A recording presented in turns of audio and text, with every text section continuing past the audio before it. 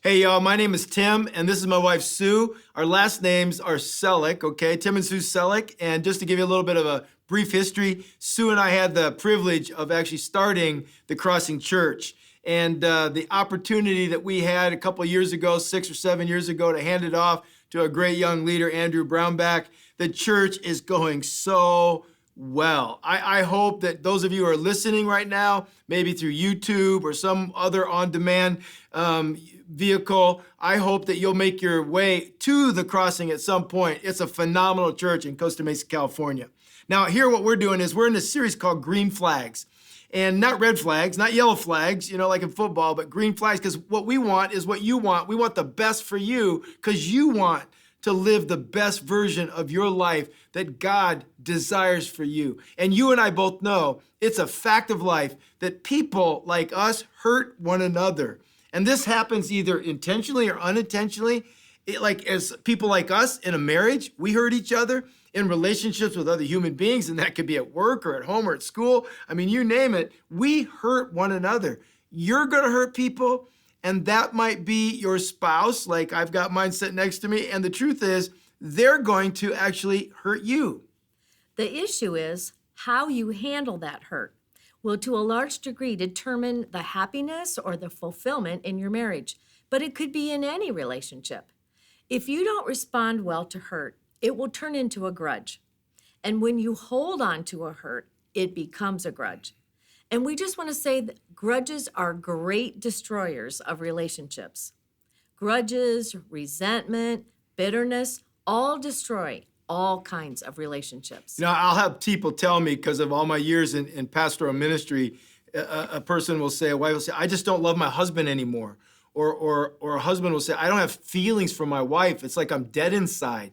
I just have no feelings for her at all. What's wrong with me? Well, I'm just going to say, because so many of us right now, we know grudges, resentment, bitterness eat up your energy in such large quantities. Eventually, you're emotionally empty and you have nothing to give to your spouse or a friend or coworker.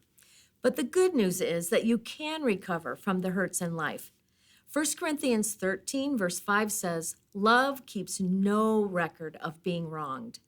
Now, that's an accounting term here. It's saying that love does not keep a detailed ledger or a list of all the wrongs and hurts that happen. The Living Bible says it this way: love does not hold grudges. Now, today, what we want to do is look at and learn from a particular individual who was involved in all kinds of relationships. Now, we recognize that many of you probably aren't all that familiar with parts of the Bible. Now, some of you probably are familiar with this guy, or at least his name. Now, his name is Job, and this dude had every reason in the world to be filled with grudges and resentments. Like in one particular time, his kids were killed. He lost all of his income, his well-being, and then his wife, to top it off, said, why don't you just curse God and die? Okay, all that happened, and he had every reason of all kinds of human beings to be a grudge carrier. He could have held a grudge against God, his wife, his friends, but the Bible says, get this, that God made the last of Job's life greater than the first of his life. So I want you all to remember this, regardless of the pain, any kind of pain that you've had in any kind of relationship in your past, whether that pain has been because of your marriage, or relationships from a work situation, or relationships with someone in your family, or a friendship, regardless of the pain, we really believe that God can make the rest of your life the best of your life. And so what we want to do is we want to start with what often is the trigger that causes resentments or bitterness, like in a marriage, okay, or in a relationship. The first thing is words that are said. Job says in Job 12:5, you have no troubles, and yet you make fun of me. You hit a man who is about to fall. Can words hurt? Sure they can. That old saying, sticks and stones may break my bones, but names will never hurt me, that is just not true. It's amazing what is spoken to us sometimes sticks with us in a marriage. But it's not just in a marriage, it's things that parents might have said, teachers said, friends said, and that stuff hurts even today. Now, another thing that causes hurt and pain in marriage or in any relationship is Well, like here's the second thing. Now it's going to seem weird because it's thoughts. Thoughts conveyed through nonverbals. Have you ever had that situation where you're in a you're talking to some other person and you can just tell what they're thinking about you and it bothers you? And like Job 19:5 says, "You think you're better than I am and regard my troubles as proof of my guilt." Can you be hurt without your spouse saying anything to you? Yeah, you sure can. Have you ever felt rejected even when nothing was actually said, just by their body language, by their nonverbal messages, when your spouse was ignoring you? So yeah, there's words that hurt us. Sue said that first, but also nonverbals, how people think about us, and we can tell how they're thinking about us. That hurts us as well. And the third thing is there are actions that sometimes are taken against us or towards us. And notice here what happens with Job in Job 19:19. He says, "Those I loved the most have turned against me." Now, the tragedy today is that abuse is on the rise. There is physical abuse or sexual abuse. There's emotional abuse, spiritual abuse. Social media has given wide open opportunities for verbal hurts. People feel they can say anything about anyone, and they do not have to care or be accountable for the damage that is done to others. We are in a very abusive society. Now, what I want you to do is I want you to notice again, Job 19:19 that Sue read. It says, "Those I loved the most have turned against me." See, basically, Job says that those that you or I are in closest proximity to, like in relationship, that we love the most, well, we know this, right? The number one place where grudges, resentments, bitterness shows up is in a marriage. We've been married for 45 years, we know. Or in family systems. It's not at work, it's not at school, it's in the home. The closer someone is to you, that's why family systems are so hard, because the greater the chance is that those folks in that family system will hurt you. Now, when people hurt us, let's be upfront about it. The normal way for us as human beings to react is to get resentful. There's no doubt that that's the natural reaction. But I want to be really clear, that's not the right reaction. Why? Because it does more damage than good to a marriage, to a friendship, to working relationships, okay? Now, here are the real facts about grudges or resentments. Holding on to stuff is foolish. It's not worth the effort. Now, Job 5:2 says this about that. To worry yourself to death with resentment would be a foolish, senseless thing to do. God says it's senseless. It's foolish to harbor a grudge or resentments. So why is that? Because the reality is it can't change the past. No matter how much you resent what happened or who caused it to happen, it's not going to change it. Resentment or bitterness doesn't correct the situation. In fact, have you ever done something or said something that you regretted and you did it because you were resentful? You know, you had that attitude, well, I'll show my husband. And I'll show my wife. Or I'll show my parents. And you go out and you do or you say something stupid and you make a fool of yourself. Now, I know I have a few regrets in this area in my life. And I've got a few regrets in this area in my life, okay? Now, number two thing is it's holding on to stuff. It's not just foolish, it's unhealthy. It's like self-infliction, okay? Job says it this way in Job 18:4. He says, you're only hurting yourself with your anger. I'm just going to tell you right now, just from personal experience, both in my marriage or just in life with people, when you carry a grudge, it always hurts you more than it does the person you're resentful about. They may be totally oblivious to what's going on inside of your gut. And some of you are probably like where I've been in points in my life where you're allowing people from your past. It could be a parent, a teacher. It could be for you a former mate, a former friend, somebody who made you miserable back then because of the abuse that Sue was talking about earlier. And you're allowing them to continue to make you miserable now. And the reality is they can't hurt you anymore. Unless, not only, I know you may not want to hear this, unless you choose to let them hurt you. So that's the red flag in this. That's the yellow flag in this, because you're choosing something. you're carrying a resentment or a grudge. And what God is saying is it's foolish and unhealthy. It's literally emotional suicide. One person says it this way: resentment is hell in the heart. Now, Job 21:23, it says this way: some men stay healthy till the day they die. I want to be that kind of person. Others have no happiness at all. They live and die with bitter hearts.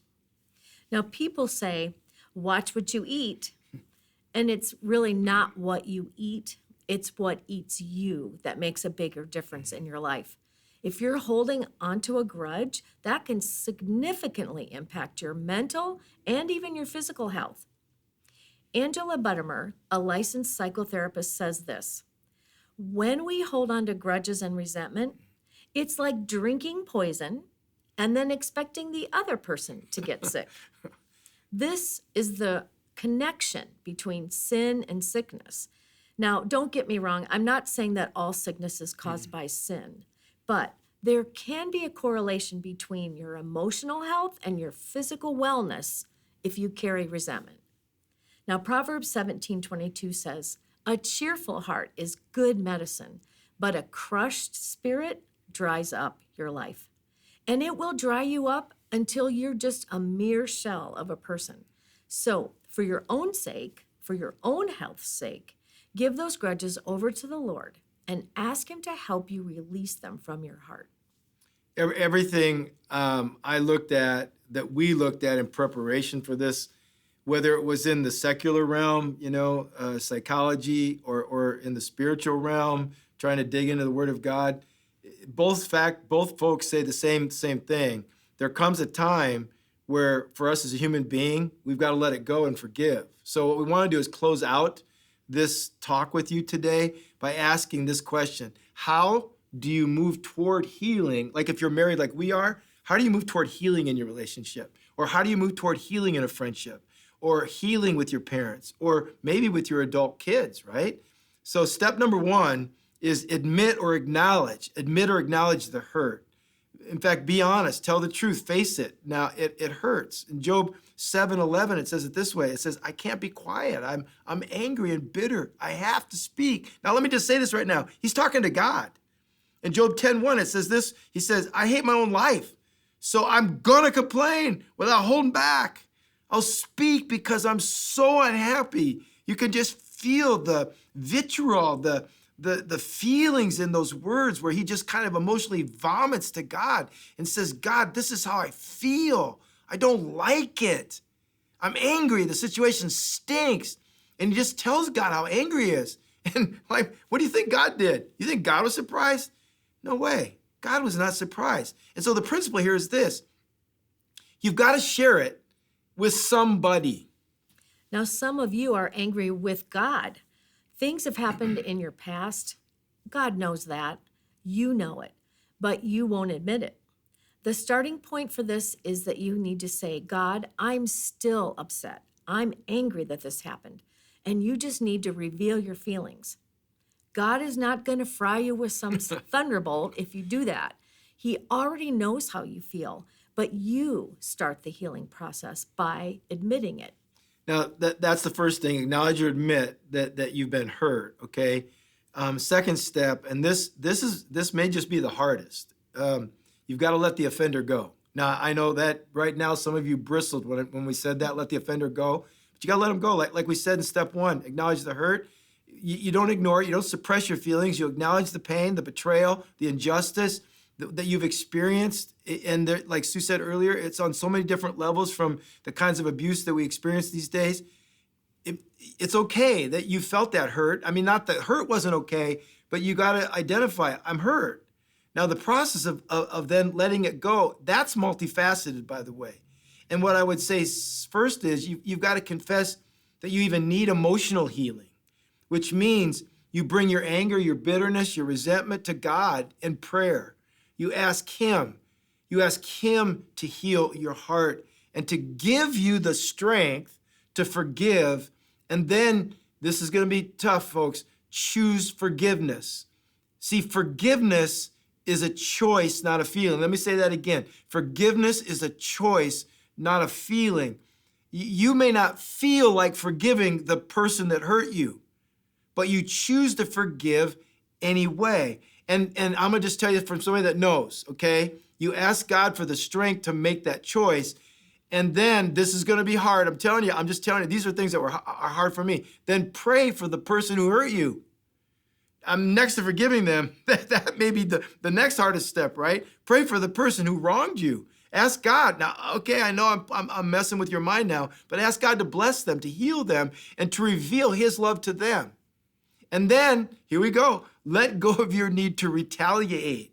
Let go of the emotional debt that you've been holding on. Because when you forgive, you're actually releasing that person from your judgment and your expectations. You're trusting God to handle the justice. You forgive them because you'll never release them until you actually do forgive them. Now, Job's friends hurt him tremendously. They betrayed him, they were disloyal, they criticized him, and he had every right to be resentful and hold a grudge. Sure did. When did God do the turnaround in Job's life? Not after Job had retaliated, and not after Job got revenge, and not after he had been resentful, but only after Job released his offenders. He let them go. He forgave them. And then God began to work in his life. In fact, the Bible says he not only let them go, he prayed for the people who hurt him. So look at this verse in Job 42:10. After Job had prayed for his friends, God gave him success again. God gave Job twice as much as he had owed before. Now, how and when did God do it? It was after Job released his offenders. And I'm telling you, this is the absolute hardest thing to do. But you need to know, bitterness in your heart, it does very strange things to our personalities. We weren't meant to walk around carrying grudges. It takes a toll on our lives. And you've got to forgive them. Now, I know you're saying, well, how am I supposed to do that? Well, a best friend of Jesus, I think all of us here could say that we could go to Jesus' wisdom, right? Well, a best friend of Jesus, his name is Peter. He asked Jesus this question. Look at it, Matthew 18, in verse 21, he says, Then Peter came to Jesus and asked, Lord, when my brother sins against me, how many times must I forgive him? Should I forgive him as many as 7 times? He thought he was going like to the extent there, right? And Jesus answered, I tell you, Peter, you must forgive him more than 7 times. You must forgive him even if he does wrong to you. Did you see that? Even if he does wrong to you, 77 times. Let me tell you, if you count the wrongs done to you, and that's easy to do, it's not forgiveness. Do you store up a little pile of ammunition in your marriage? Well, if you did, I better remember, because what I hold on to, I kind of hold up and say, I'm going to use this the next time we get in an argument. And so what happens is, like in our marriage over 45 years, it's like, you say, well, you did that. And then she'll go, well, but you did that. And then I'll say, but you did this. And then Sue will say to me, but you did this. And if you're doing that, I'm just going to tell you right now, we've learned after 45 years, you're not being forgiving. Because like Sue read earlier in this talk, she said, from Bible, 1 Corinthians 13:5, love keeps no record of wrongs done against it. If you're doing that in your marriage, you're destroying your marriage if you're keeping a record, okay? He says here, forgive, like literally Jesus is saying, forgive the person, any person who does wrong to you, 490 times. What's this passage saying? What's the point? Well, we've learned that the point is forgiveness really must be continual. Forgiveness is a process. It keeps on going. It's continual. You keep on forgiving every time that memory of that hurt comes up. You forgive them again, and then you forgive them again, and then you forgive them again until you know that you've released them, and then you don't have to do it anymore. You say, well, how do I know when I fully release them? Okay, well, I'm going to tell you right now, after just marriage-wise, and I would tell you outside of marriage, the memory doesn't hurt anymore. That's how you know. But I know what you're probably thinking, because I've thought it. Well, I don't feel like forgiving them. Well, can I just be blunt? That's why you need to do it. I'm going to tell you right now, as a pastor, I don't know that I've ever felt like forgiving anybody, even Sue, okay? but I've got to get to the point where I do it, not because I feel like it. I do it because it's the right thing to do. And I do it in order, now this sounds weird, but to free myself.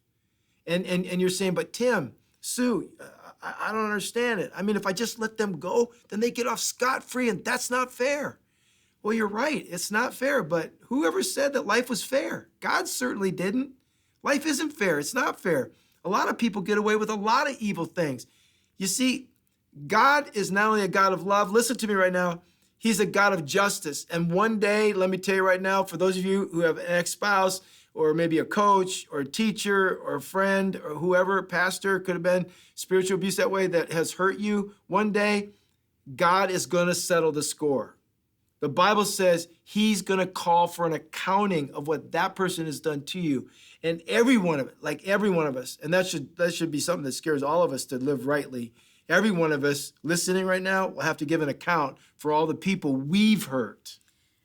That's sobering to think that I'm going to have to give an account for all the people that I've hurt. And that's why I need salvation. That's why I need Jesus in my life. And that's why you need Him too, because I'd never make it on my own merit. Because I know myself, I'm just not good enough, and neither are you. So what we're saying is one day, He's gonna even it all out. He's gonna settle the score. And our suggestion to you is you forgive the person and you let God worry about evening up the score, okay? So while you're waiting on God, while you're here on this earth and you're alive, you release them so you can get on with your life.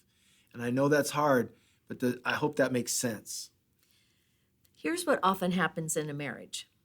We pull back into a shell, and then we put up a wall, and we say, I'm never going to let my spouse get close to me like that again. I'm never going to let my guard down. I did that already, and I exposed myself, and he took advantage of it. And I was deeply hurt. So I'm just going to bury myself into this little shell.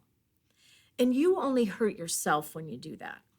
Now, there was a time in our marriage when I was extremely resentful towards Tim. I remember that. I think I helped you remember a few Yeah. times. Yeah. It was over a decision that he made to relocate our lives from Ohio, where we grew up and had family, to California. And I hung on to the grudge for a very long time, and I used it as ammunition in many an argument.